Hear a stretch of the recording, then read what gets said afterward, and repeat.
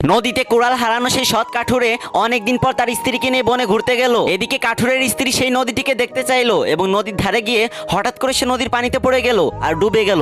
এদিকে কাঠুরেও কান্না শুরু করলো। তার কান্না শুনে আবারও জলপরি উঠে এলো এবং পানি থেকে অতি রূপবতী রাজকন্যার মতো সুন্দরী একটা মেয়েকে তুলে বলল, এটাই কি তোমার স্ত্রী? তখন কাঠুরে বলল, হ্যাঁ এটাই আমার স্ত্রী। তখন জলপরি বলল, ভালো করে দেখে তারপর বলো। এবারও কাঠুরে বলল, আর দেখতে হবে না, এইটাই আমার স্ত্রী। তখন জলপরি বলল, আগের বার তোমার সততা দেখে আমি মুগ্ধ হয়েছিলাম, কিন্তু এবার তুমি এটা কি করলে? রূপবতী মেয়ে দেখে নিজের স্ত্রীকেই ভুলে গেলে। তখন কাঠুরে বলল, আমি বাধ্য হয়ে বলেছি এইটাই আমার স্ত্রী। যদি না বলতাম তাহলে আপনি এর থেকে একটু কম সুন্দর একটা মেয়েকে তুলতেন, আর আমি যদি বলতাম এই মেয়েও আমার স্ত্রী না, তাহলে সবশেষে আপনি আমার বউকে তুলতেন আর আগের বারের মতো তিনজনকে আমার কাঁধে চাপিয়ে দিতেন।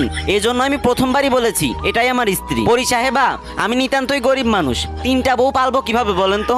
একটা বউকেই সামলাইতে পারি না, সবসময় শুধু মারতে আসে। সেখানে তিনটা বউ হলে তো আমাকে কচু গাছের সাথে গলায় দড়ি দিয়ে মরতে হবে। এই কথা শুনে এবারও জলপরি কাঠুরের সততায় মুগ্ধ হলো এবং কাঠুরকে বলল, আই লাভ ইউ, আমি আপনাকে বিয়ে করতে চাই। ভাই, আপনি যে মন খুলে হাসতেছেন, এই ভিডিওটা বানাইতে আমার প্রচুর পরিশ্রম হয়েছে। যদি হাতে কয়েক সেকেন্ড সময় থাকে তাহলে এই ভিডিওটাতে কয়েকবার কপি লিংক করে একটা কমেন্ট করে যান। কথা দিচ্ছি এরপর থেকে আরো ভালো ভালো ভিডিও আপনাদের মাঝে নিয়ে আসবো ইনশাআল্লাহ।